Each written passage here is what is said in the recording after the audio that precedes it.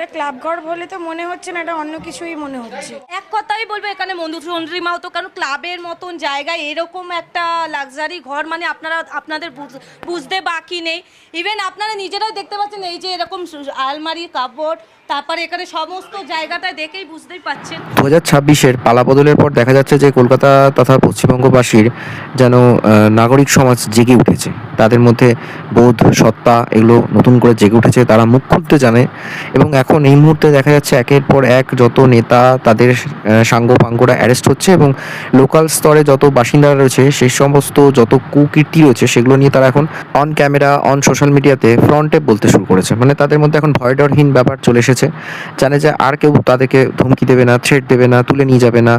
তো সেরকমই হচ্ছে যে অরূপ বিশ্বাসের ভাই স্বরূপ বিশ্বাস অ্যারেস্ট হওয়াতে সেই টালিগঞ্জ এরিয়ার মানুষজন যেন হাফ ছেড়ে বেঁচেছে।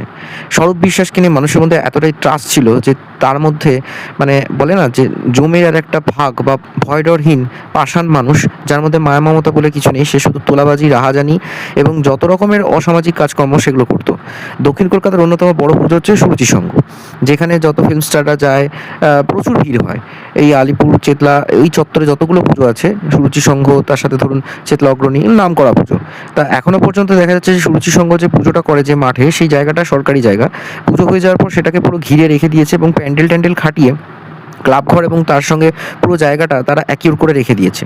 সেখানে কি হয় কেউ জানে না, যদিও দেখা যাচ্ছে যে ক্লাব ঘর তো নয়, যেন একটা 5 স্টার হোটেলের রুম, যেখানে একদম কিং সাইজের বেড রয়েছে, এসি রয়েছে, সব কিছু ব্যবস্থাপনা রয়েছে। মানে মনে হচ্ছে যেন মিনি সুরেন্দ্রনাথের একটা ভার্সন চলছে। মানে সুরেন্দ্রনাথ কলেজে ওই যে জিনিসটা চলতো এখানেও তাই, এবং তার সাথে দামি দামি আইফোন, আইপ্যাড, শাড়ি, এ সমস্ত রয়েছে।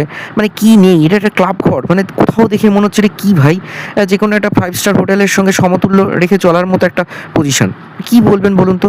দক্ষিণ কলকাতায় যত নামকরা ক্লাব রয়েছে, যত সংগঠন রয়েছে, তাদের অন্তরায় যে এই সমস্ত কাজকর্মগুলো চলে, সেটা আজকে স্বরূপ বিশ্বাস অ্যারেস্ট হওয়ার পর জানা যাচ্ছে।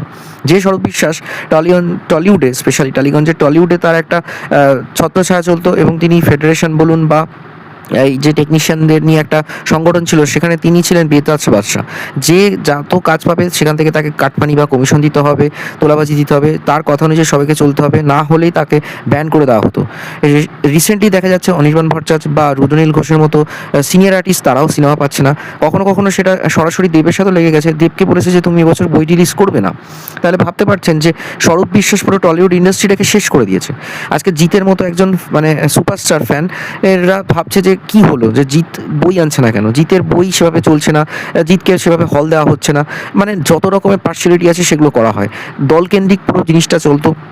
কোথাও দেখতে গেলে এর ওপরে কিন্তু সরকারের